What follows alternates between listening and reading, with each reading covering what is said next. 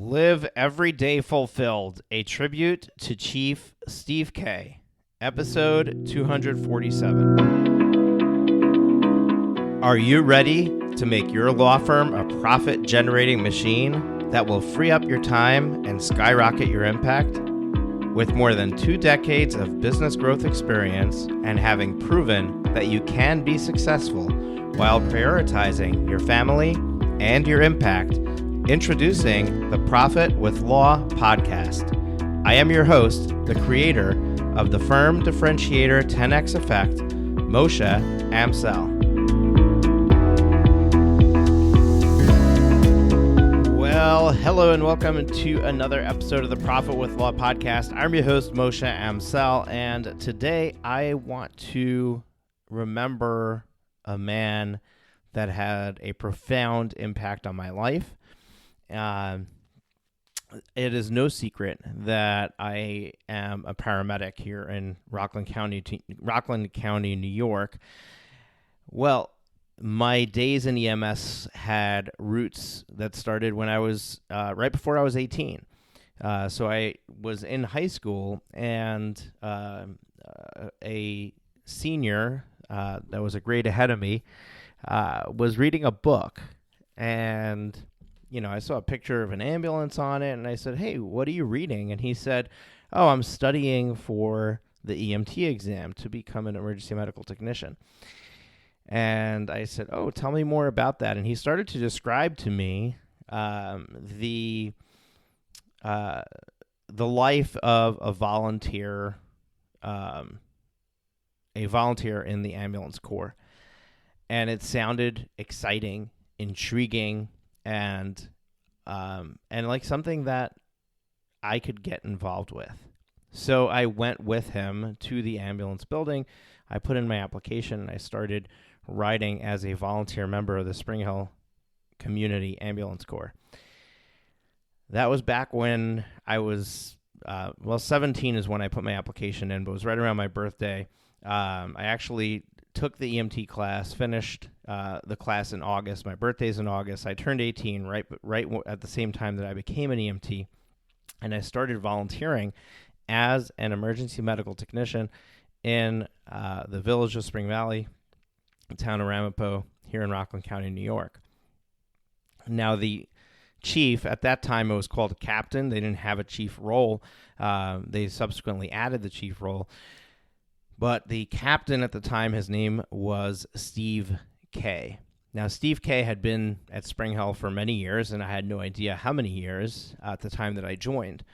But to put it in perspective, I came to find out when I married my wife, Jamie, that her mother had rode as a volunteer at Spring Hill Ambulance back when she was a young mother, and even before that, before she had kids, she was still riding when she was pregnant with my wife, Jamie. So she was riding back in the 1980s, and she worked or rode with Steve Kaye.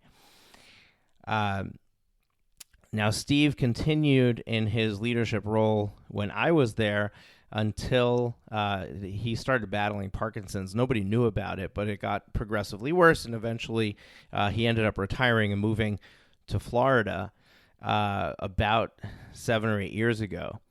It turns out that he had volunteered at Spring Hill Ambulance for over 50 years. He had held the leadership role of captain or chief for 27 years. And he passed away. He passed away this week, and I went to his funeral. First of all, it was a sight to behold because Spring Hill Ambulance is the biggest and busiest ambulance corps in Rockland County.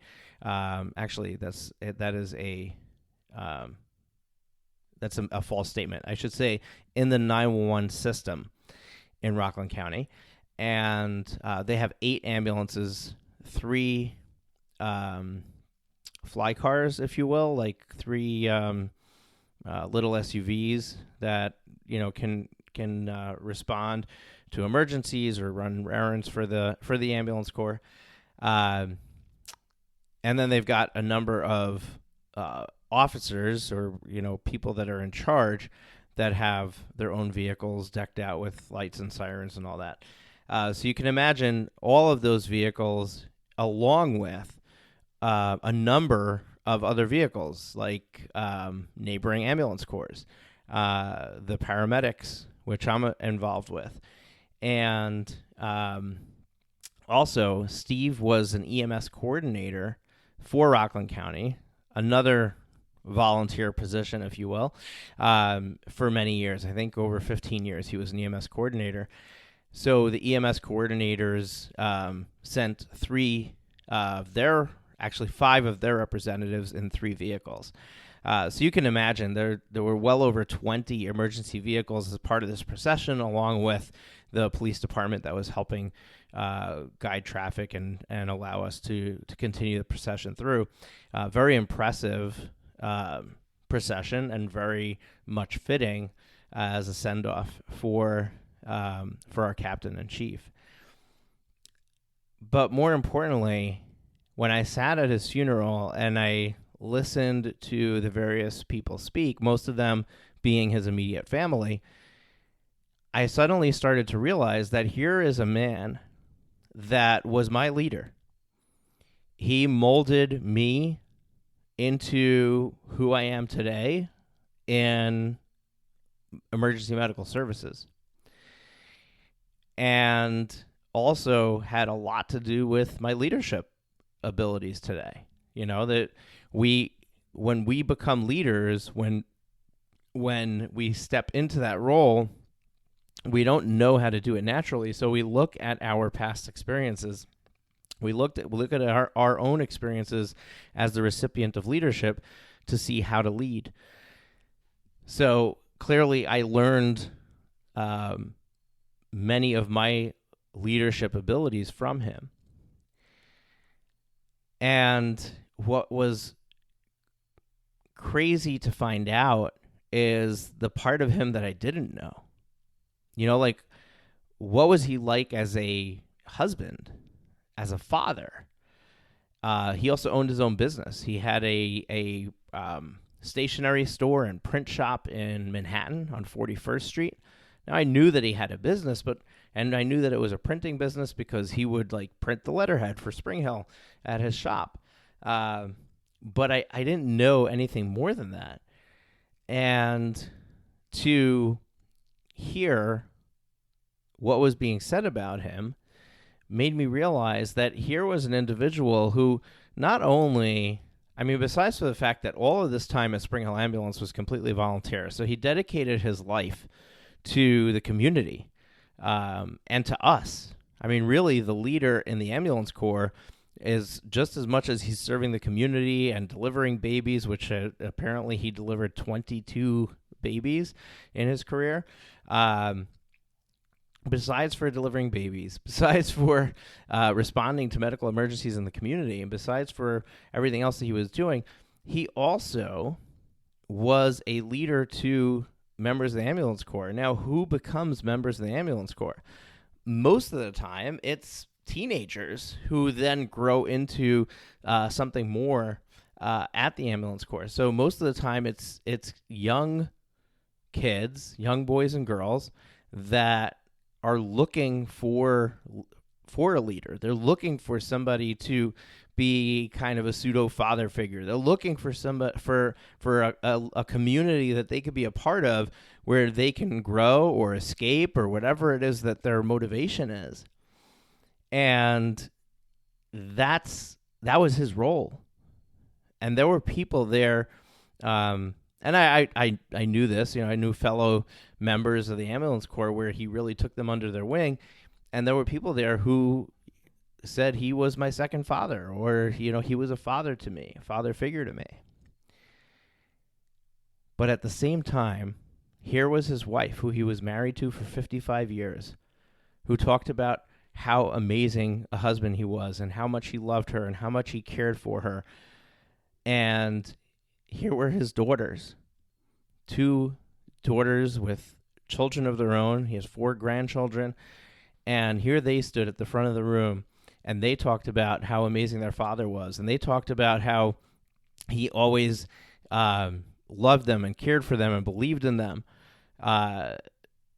One of his daughters talked about some of the lessons that he taught them, like never letting the gas tank fall below half. And it was things like that that made me, really chuckle, because, that's in EMS. That's one of our rules, right? We never want to have an emergency vehicle not have enough gas to be able to make it through a shift. So when you get close to half a tank, you have to fill it up.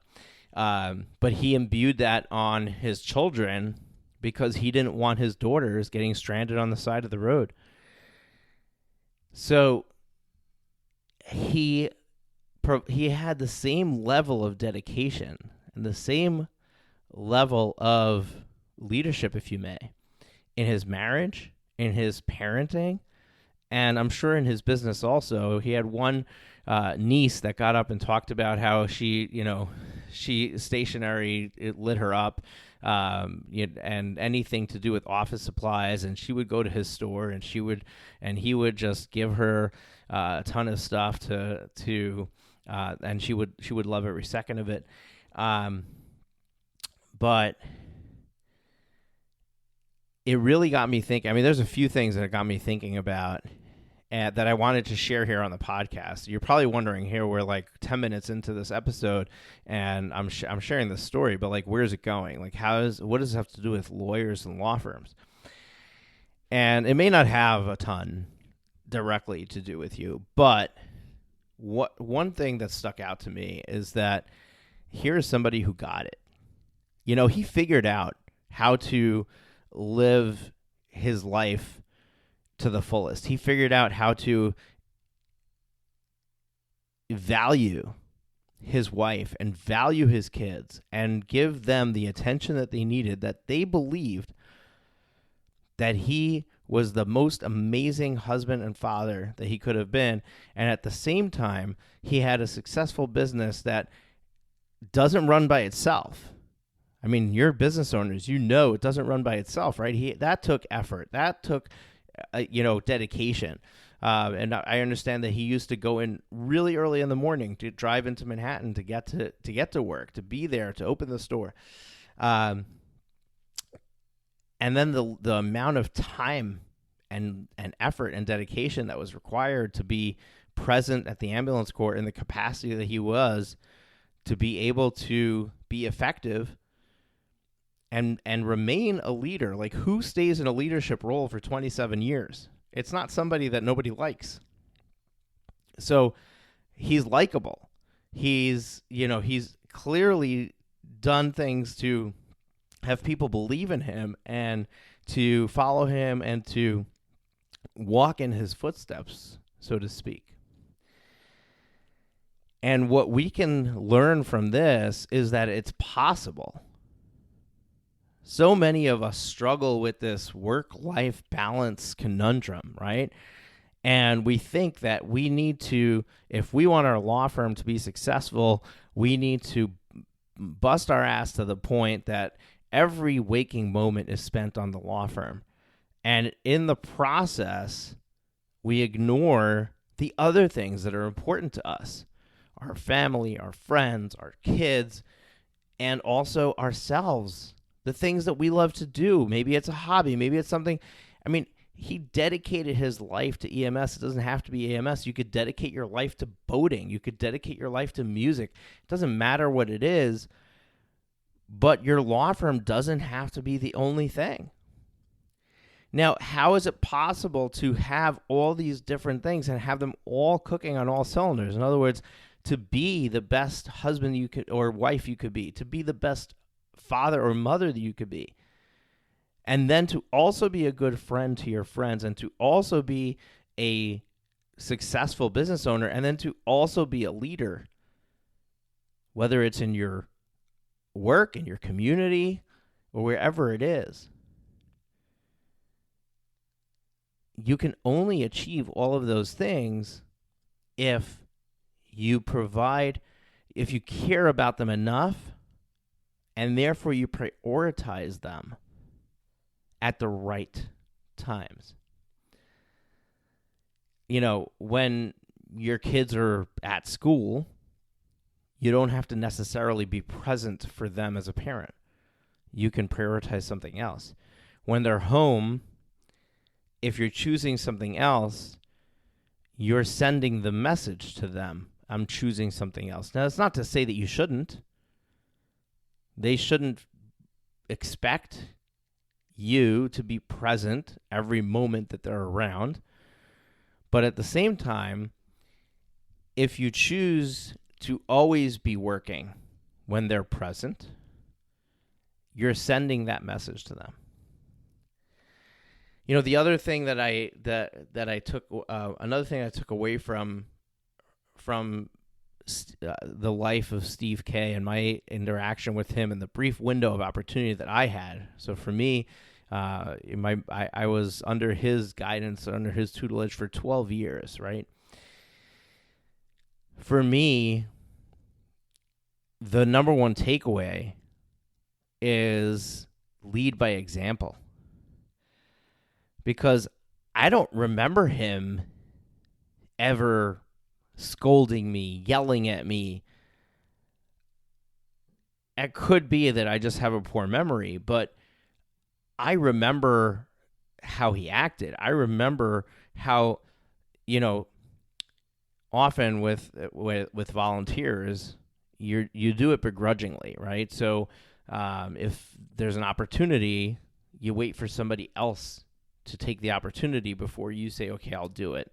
So the way it works with volunteer ambulances, the tones go out for a 911 call, and 2 crew members need to respond, a driver and a medical. And until you have 2 crew members, the ambulance can't roll, right? And then you need them to get to the building, and then they roll the ambulance. And if they don't crew up, in other words, if we don't get 2 crew members, it then needs to go to a neighboring ambulance agency in the mutual aid system. So what tends to happen is if the call is not a hot job, right? It's not a motor vehicle accident or somebody who fell off a roof, but it's just somebody with a fever or a cough, then nobody wants to jump on that. And it's like wait till the last second until you think they're about to turn it over before you respond kind of situation. And I remember that whenever Steve was around, he was the first one to sign in his unit number. He had work to do. He had things to do around the ambulance building. He, on top of everything else, he was still actively taking calls. But he didn't wait to see if somebody else is going to take it. He jumped on that job. He went out there. And it was things like that where leading by example, like you don't have to say anything to anybody. When other people are there present in the building and they could have answered and instead you answered because they weren't chomping at the bit to take that call, that made them feel foolish. It made them feel like, oh, why is the chief doing it? I should be doing it. So I think that, there's a ton to learn from Steve's life, but I think that some of the things that we can learn as business owners is, number one, lead by example. Number two, what you make a priority, you can accomplish. So choose wisely and don't make your law firm the only priority, because it will be at the expense of everything else that you probably want as a priority. And number three, this goes back to something that I've shared over and over again from the book Living Forward. You have to have a life plan. You have to know which domains in life are important to you. And you have to put in the effort over time for those to bear fruit. If you want people to stand up at your funeral and say the eulogy about you, if you want your kids to stand up and say, this is the most amazing father I could have ever had, or you want your spouse to stand up and say, I was married to him for 55 years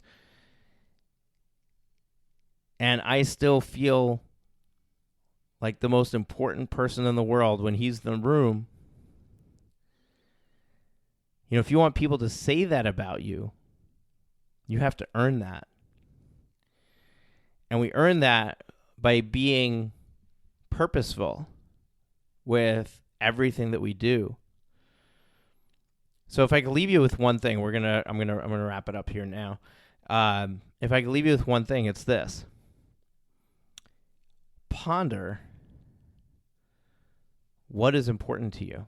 What are the life domains to you? Whether it's family, whether it's husband-wife relationship, whether it's children, whether it's friends, whether it's hobbies, whether it's community, whether it's business, career, wealth.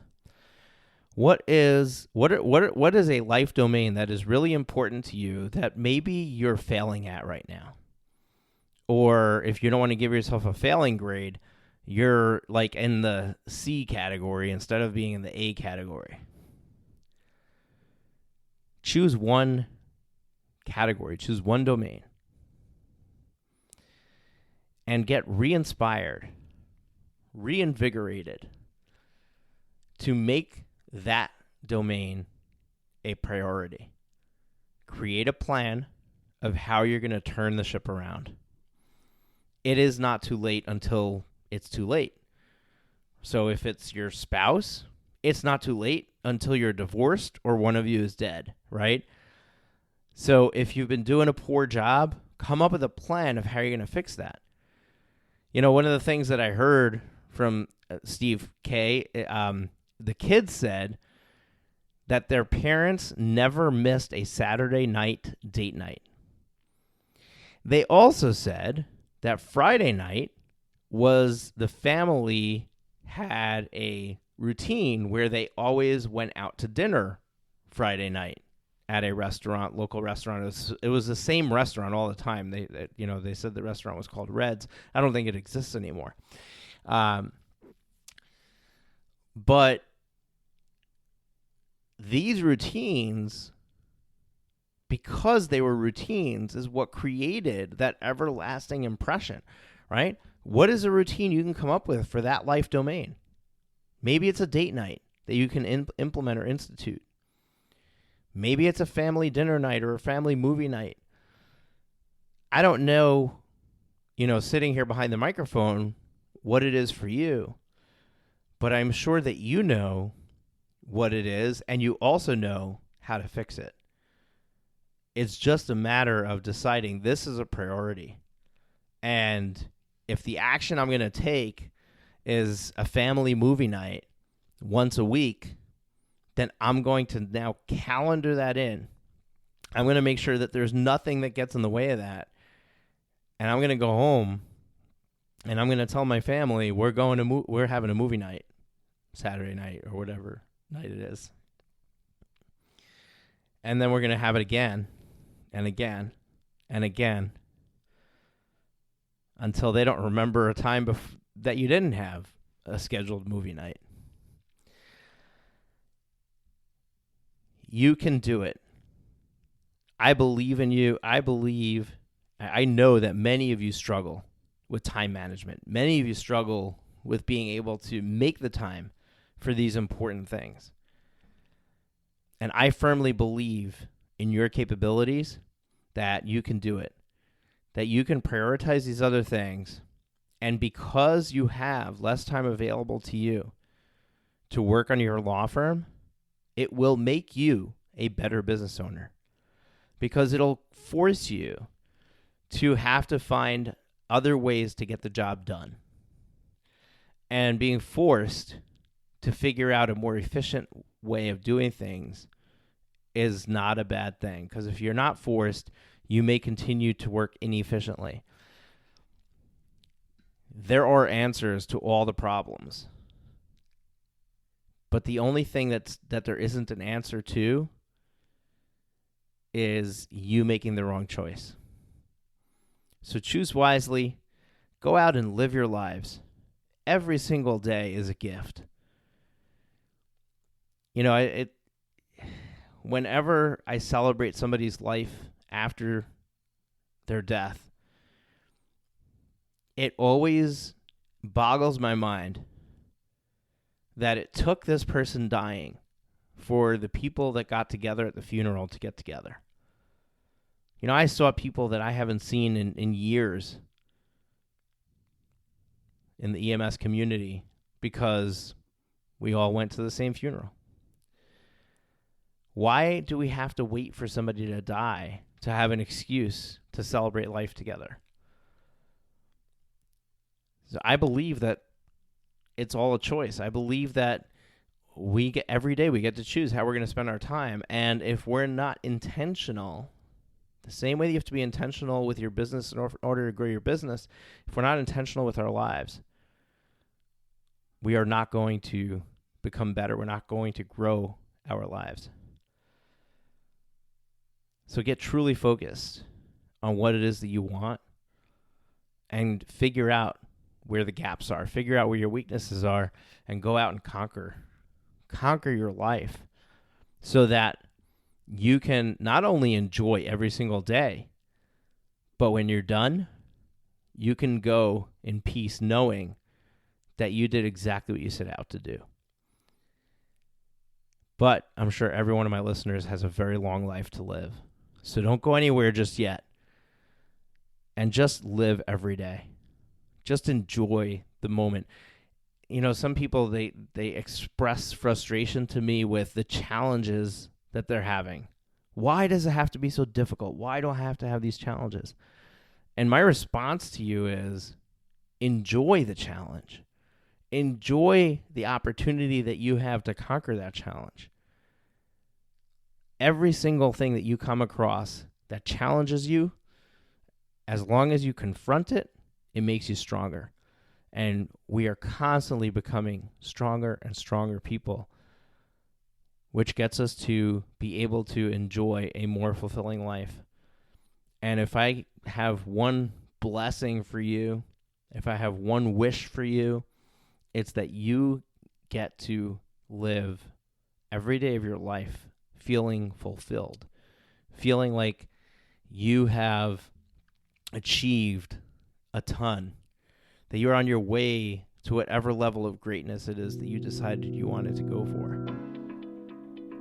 And with that, I'm going to just say farewell to Captain in Chief Steve Kaye.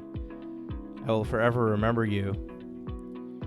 You've made an everlasting impression on me, and I hope that sharing your story today will inspire others to lead a fuller, more enjoyable life in your honor. Take care, Chief. That's it for this week's episode of Profit with Law. If you have enjoyed the show, please consider sharing it with at least one person. Imagine how many lives we can change if we each shared this episode. Another way to share the episode is on social media. We appreciate your support and look forward to you joining us again next week.